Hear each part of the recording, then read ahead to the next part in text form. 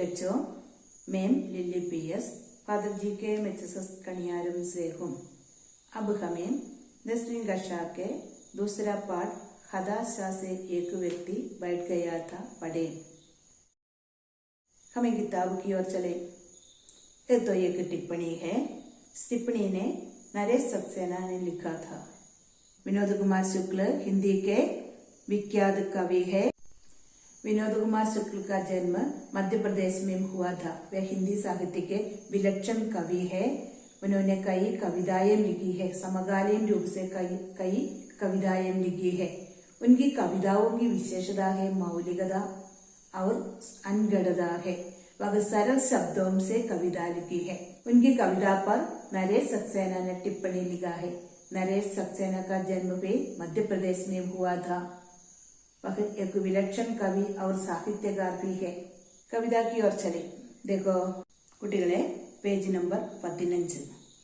हताशा से एक व्यक्ति बैठ गया था।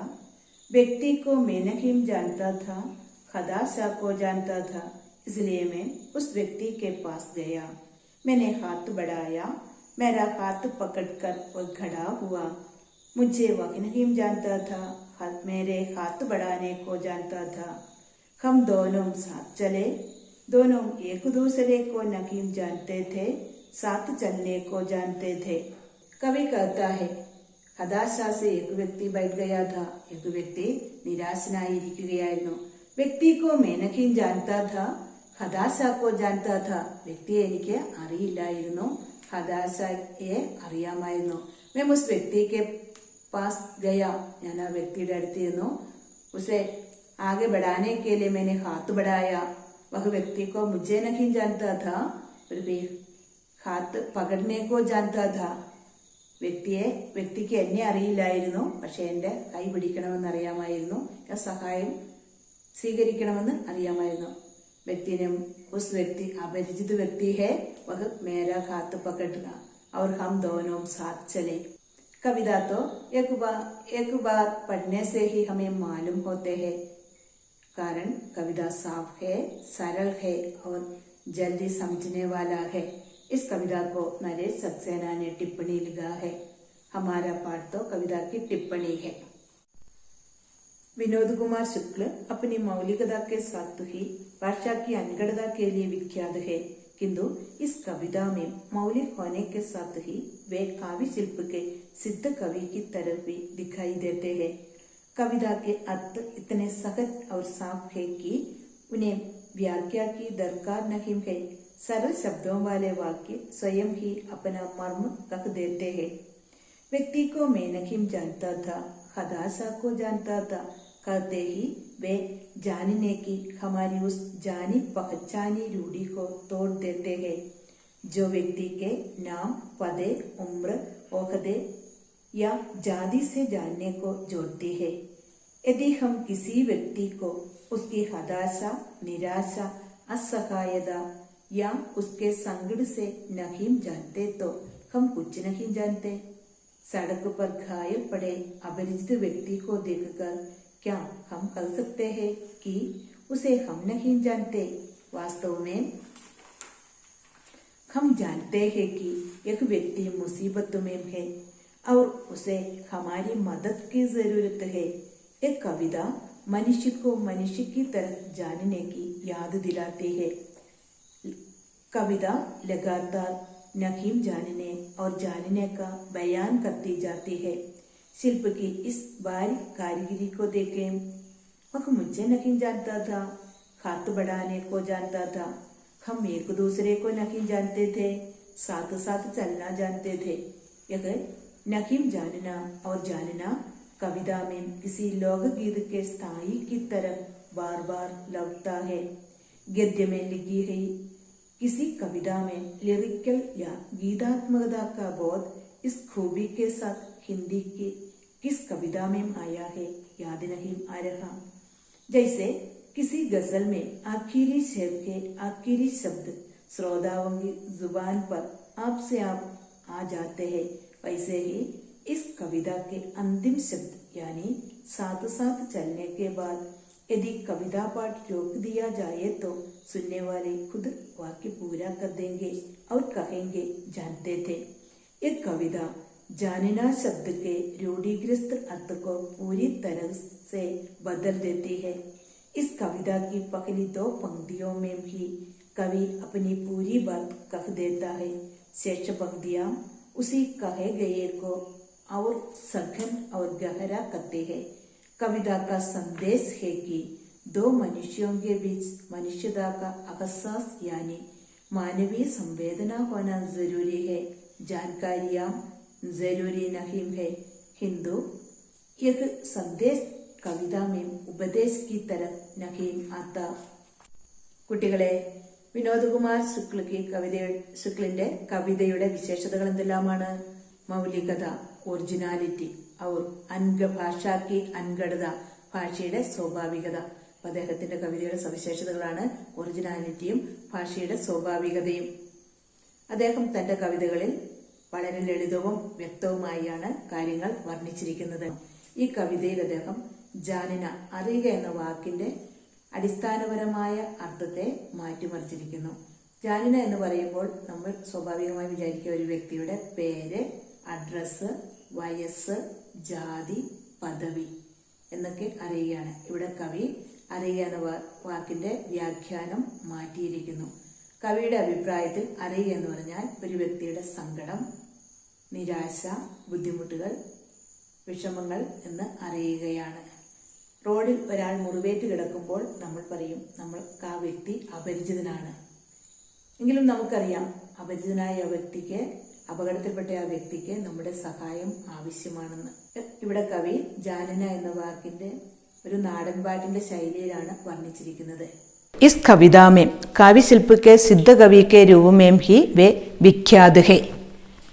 കാവ്യശില്പ്, കാവ്യഭംഗിയുടെ വിഖ്യാത്, പ്രസിദ്ധനായ കവി എന്നുകൂടി ഇദ്ദേഹം അറിയപ്പെടുന്നു. കവിത के अर्थ इतने सहज और सरल है कि से व्याख्या की दरकार नहीं है. इसका मतलब क्या है? कविता तो पढ़ने समय उसका अर्थ हमें मालूम होते हैं. सरल, ललितम, दरकार, आवश्यकता.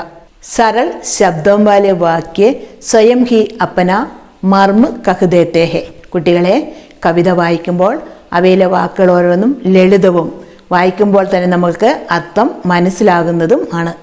വ്യക്തിക്കോ मैं नहीं जानता था, हताशा को जानता था.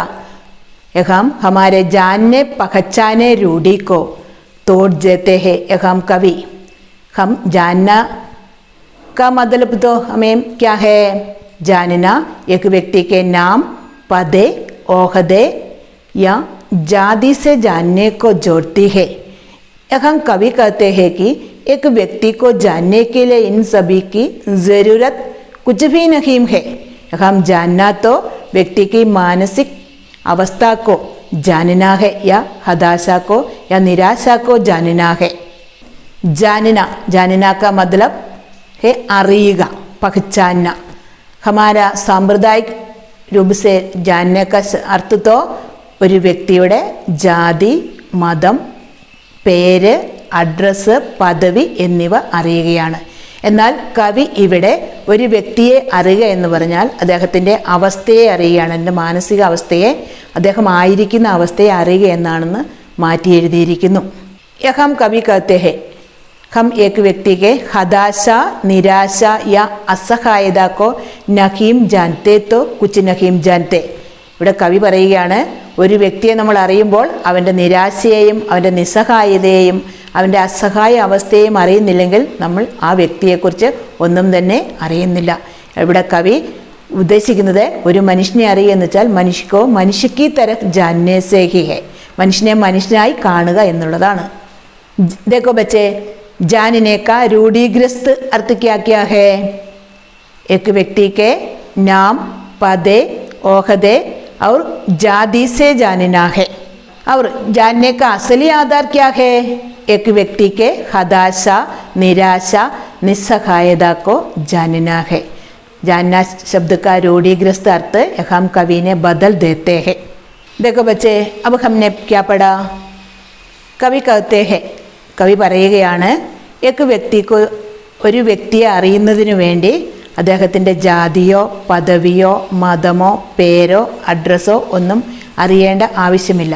ഒരു വ്യക്തി അറിയുക എന്ന് പറഞ്ഞാൽ നാം പണ്ട് മുതലേ ശീലിച്ചു പോന്നിരിക്കുന്ന അറിയുക എന്ന് പറഞ്ഞാൽ ആ വ്യക്തിയുടെ പേര്, അഡ്രസ്സ്, ജോലി, പദവി, ജാതി, നിറം എന്നിവയൊക്കെ അറിയുകയായിരുന്നു.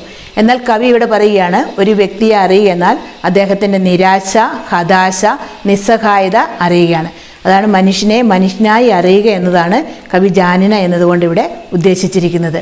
ഇപ്പോൾ കവി പറഞ്ഞിരിക്കുന്നു മനുഷ്യനെ മനുഷ്യനായി കാണാൻ നമ്മെ പ്രേരിപ്പിക്കുന്നു.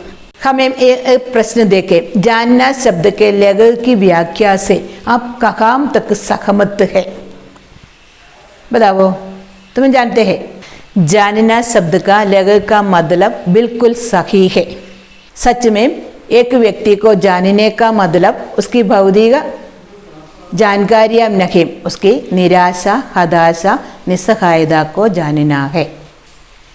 उसके मांग को जानना है, तब उसकी जानने की अर्थ पूर्ण रूप से हो जाएंगे.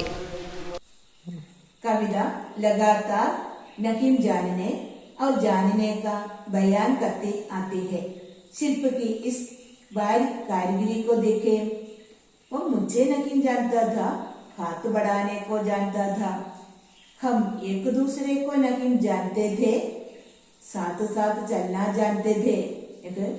नहीं जानना और जानना कविता में किसी लोकगीत के स्थाई की तरह बार बार लौटता है. गद्य में लिखी हुई किसी कविता में लिरिकल या गीतात्मकता का बोध इस खूबी के साथ हिंदी के किस कविता में आया है याद नहीं आ रहा. മക്കളെ, ഇതിലൂടെ കവി എന്താണ് പറഞ്ഞിരിക്കുന്നത്? മുझे नहीं जानता था, അവനെ എനിക്ക് അറിയില്ലായിരുന്നു. ഹാത്ത് ബടാനെക്കോ ജാൻതാ താ, പക്ഷെ കൈ ഉയർത്തണമെന്ന് അറിയാമായിരുന്നു. ഹം ഏക് ദൂസരേക്കോ നഹീ ജാൻതേ ഥേ, ഞങ്ങൾക്ക് പരസ്പരം അറിയില്ലായിരുന്നു. സാത്ത് സാത്ത് ചലനാ ജാൻതേ ഥേ, ഒന്നിച്ച് നടക്കണമെന്ന് അറിയാമായിരുന്നു. ഇത് ഗദ്യത്തിൽ എഴുതിയ ഈ കവിതയെ ഇത്രയും ഗീതാത്മക താളബോധത്തോടുകൂടി എഴുതിയ മറ്റൊരു കവിതയുണ്ടോ എന്ന് മുझे യാദ് നഹീ, എനിക്ക് ഓർമ്മയില്ല.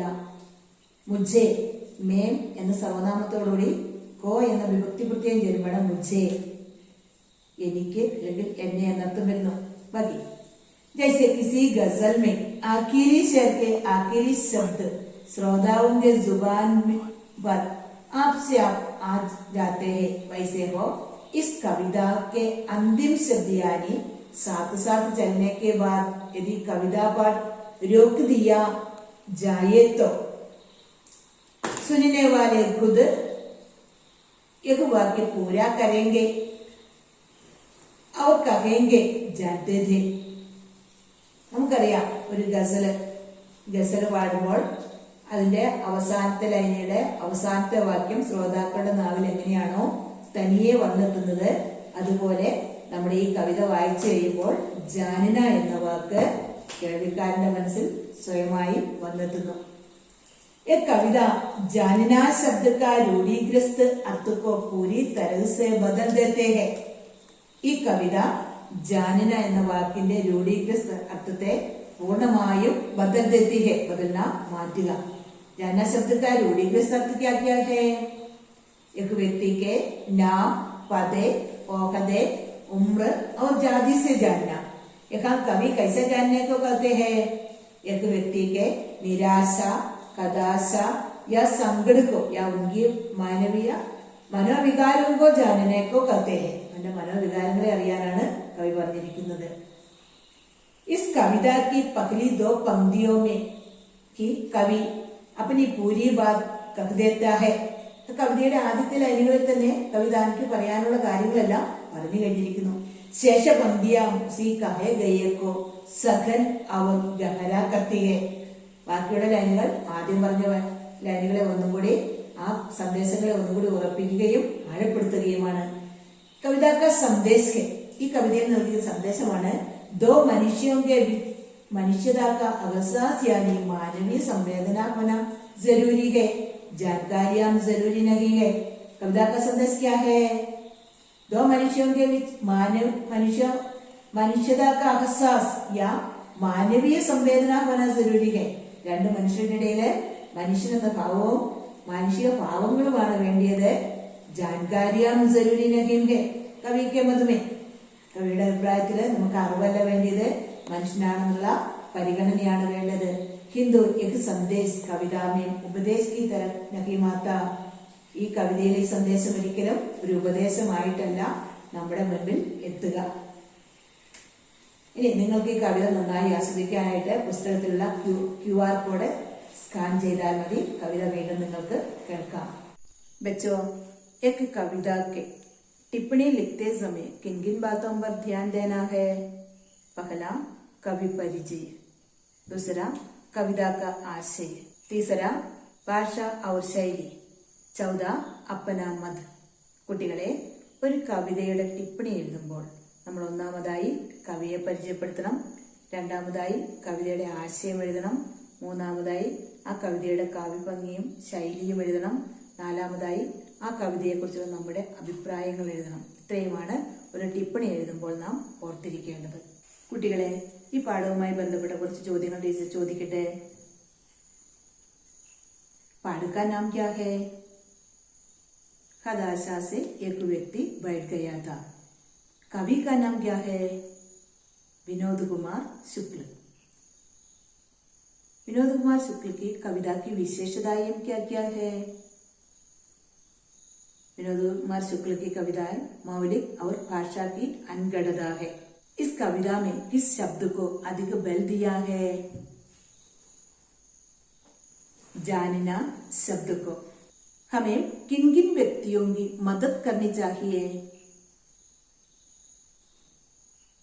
निस्सहाय, मुसीबत में पड़े निराश व्यक्तियों की मदद करना चाहिए. जानना शब्द की व्याख्या से आप कहाँ तक सहमत है? बताओ. यहाँ कवि जानना शब्द से एक व्यक्ति के निराशा, हताशा और संकट को जानने को कहते हैं. यह ठीक ही है. एक व्यक्ति को जानने में उसकी मानसिक भावों को जानना है. इस कविता का संदेश क्या है? इस कविता का संदेश है मनुष्य को मनुष्य की तरफ जानना. व्यक्ति कैसे बैठा था? हाँ, हताशा से बैठा था. कवि ने व्यक्ति के पास जाकर क्या किया? हाँ, कवि ने व्यक्ति के पास जाकर हाथ बढ़ाया. अपरिचित व्यक्ति ने क्या किया? कवि के हाथ पकड़कर वह खड़ा हुआ. अपरिचित व्यक्ति जानते थे दूसरों की सहायता स्वीकार करना है, इसलिए उन्होंने कवि का हाथ पकड़कर उसके साथ चला. अंत में दोनों साथ साथ चले. निस्सहाय व्यक्ति को सहायता करने वाले व्यक्ति के साथ चले. इस कविता से हमें क्या मालूम होते हैं? निस्सहाय व्यक्ति को सहायता करना जरूर है. किसी व्यक्ति को सहायता करने के लिए उसके बारे में जानकारियां जरूर नहीं है. बच्चे, टिप्पणी के आधार पर नीचे दिए तालिका की पूर्ति करें. जानना शब्द का असली आधार और जानना शब्द का रूढ़िग्रस्त आधार. जानना शब्द का असली आधार में क्या क्या होते हैं? व्यक्ति की हताशा को जानना, मुसीबत को जानना, उसकी मांग को जानना आदि है. रूढ़िग्रस्त आधार में क्या क्या है? एक व्यक्ति के नाम, पदे, ओहदे, उम्र और जाति से जानना है. इस टिप्पणी के आधार पर हमें एक रपट तैयार करें. सड़क दुर्घटना के बारे में एक रपट तैयार करें. देखो, मान ले सड़क दुर्घटना पर एक व्यक्ति घायल पड़ा. किसी ने उसकी सहायता नहीं की. बहुत समय तक वह पड़ा रहा. उस घटना के आधार पर एक रपट तैयार करें. കുട്ടികളെ, ഒരു റിപ്പോർട്ട് തയ്യാറാക്കുമ്പോൾ എന്തെല്ലാമാണ് വേണ്ടത്? ഒന്നാമതായി ആ റിപ്പോർട്ടിനൊരു ടൈറ്റിൽ ഉണ്ടായിരിക്കണം, ഹെഡിങ് ഉണ്ടായിരിക്കണം. ആ വിഷയവുമായി ബന്ധപ്പെട്ട ഒരു ഹെഡിങ് ഉണ്ടാവണം. രണ്ടാമതായി അതിൽ സ്ഥലം എഴുതിയിരിക്കണം. അപ്പോൾ നമുക്ക് ഈ റിപ്പോർട്ട് ഒന്ന് നോക്കാം. सड़क दुर्घटना, व्यक्ति की जान खतरे में। दिल्ली। कल दोपहर को दिल्ली शहर में हुई दुर्घटना में एक व्यक्ति बुरी तरह घायल हुआ। घायल व्यक्ति बहुत समय तक सड़क पर ही पड़ा रहा। किसी ने उसकी सहायता नहीं की। शहर के पुलिस अफसरों ने घायल व्यक्ति को अस्पताल पहुंचाया। व्यक्ति की जान अब भी खतरे में है। दर्शकों का कहना है कि व्यक्ति को घायल देखकर गाड़ी का ड्राइवर अपनी गाड़ी से उतरकर भाग गया। गाड़ी तेज रफ्तार की थी। पुलिस उसकी तलाश करने लगे हैं. പ്രിയ കുട്ടികളെ, നിങ്ങൾക്ക് ഇത്രയും കാര്യങ്ങൾ മനസ്സിലായി കാണും എന്ന് ടീച്ചർ വിചാരിക്കുന്നു. നിങ്ങൾ പുസ്തകം നോക്കി നന്നായി വായിച്ച് പഠിച്ച് അടുത്ത ക്ലാസ്സിലേക്ക് ഒരുങ്ങുക. അടുത്ത ക്ലാസ്സിൽ നാം വീണ്ടും കാണുന്നത് വരെ ധന്യവാദ്.